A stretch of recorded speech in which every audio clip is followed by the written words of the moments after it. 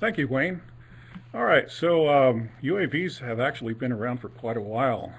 History dates back to actually the mid 1800s, before the Wright brothers flew and manned aviation started. And like many of today's technologies, the first uses of unmanned vehicles were used in military operations. So in 1849, the Austrian army used unmanned hot air balloons launched from boats to drop bombs on Venice. Obviously, these were hard to control as they mainly depended on the prevailing winds to guide the balloons over their target and drop their bombs and, hopefully somewhere near the vicinity and the enemy. In 1883, kites were used with cameras for aerial surveillance during the Spanish-American War. Again, not the most maneuverable of platforms, but they served their purpose.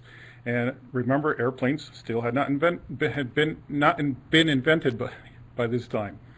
Although balloons and kites today are considered a separate category by the FAA and not really regarded as unmanned aerial systems, they were important in setting a precedent for unmanned aerial vehicles, and especially within a military context. They were the inspiration for modern aviation.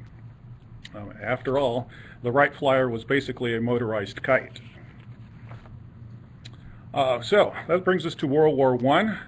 And in World War I, with the invention of the airplane, the military immediately saw the benefit of using them in battle. It completely changed the way future wars would be fought.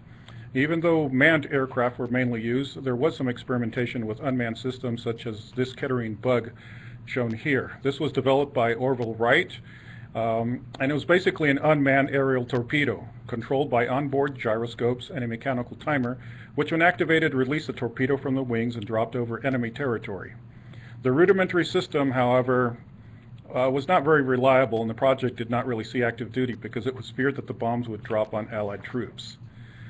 That moves us over to a little bit before World War II. And World War II, they started doing some experimenting, converting these manned aircraft to unmanned aircraft for using as aerial targets for the Navy anti-aircraft gunners. These planes were called target drones, and is where the term drone started to be used. So really, the term drone is nothing new and has been around for quite a while. Right before World War II, radio control systems were developed and remote-controlled airplanes came into being. These RC planes could now be controlled as well as their manned counterparts, and World War II saw the large-scale production of them for use as target drones. Incidentally, this young lady here in the photo is actually Norma Jean Mortensen, who worked at a target drone manufacturing plant where she was discovered by a photographer and went on to become the famous model actress Marilyn Monroe. World War II also saw the advent of more sophisticated aerial bombs such as the V-1 rocket, which influenced the production of the modern-day cruise missile and eventually to today's unmanned military Predator and Reaper drones such as this one. So on the civilian side, recreational RC grew in popularity as many pilots came back from the war, and they kept their love for flying going with gas-powered model airplanes. When helicopters were introduced during the Korean and Vietnam Wars, model aviation followed and led to models such as this Yamaha R-Max, a radio-controlled helicopter developed primarily for agricultural use in Japan in the 1990s. But really, it hasn't been until recently, probably within the last decade actually, that people have been able to start thinking about the possibility of using UAVs in a greater capacity, including in agriculture.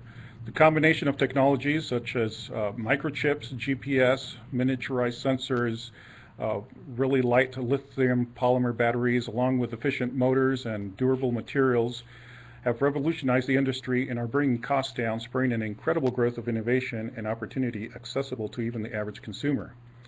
And the future is even more exciting, with systems not only being flown unmanned, but autonomously, working independently or as part of a swarm without much human intervention other than their programming.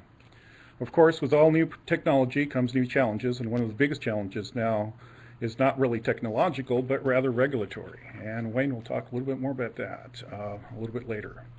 So when we're talking about unmanned systems, there's a lot of terms out there. Here are some of the basic ones. UAS is Unmanned Aircraft System.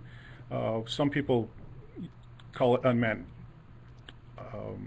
Aerial System, but the FAA seems to prefer the aircraft system, so that's what we're being used. UAV, also Unmanned Aerial Vehicle, and a variation of UAS is small capital S UAS is Small Unmanned Aircraft Systems. This is referring to those systems that are aircraft that are under 55 pounds. RPAS used quite a bit in the military and not as much everywhere else. Remotely piloted aircraft system. And of course, we already went over the term drone, which is mainly used by the media and the general public. FAA stands for Federal Aviation Administration, and it's the governing body here in the United States that controls the airspace and the regulations of that airspace. COA or COA, you'll hear that term quite a bit. That's a certificate of authorization, and it's an authorization that the FAA gives to government entities as well as people who are going to fly these commercially. It's basically authorizing the use of the system, the aircraft system, under the regulations that they currently have. Section 333 exemption is for commercial use, and I believe Wayne will be also talking about that. So if anybody wants to fly in the U.S. Legally through the FAA, they have to get either a COA or a Section 333, and a 333 has a certain type of COA attached to that too.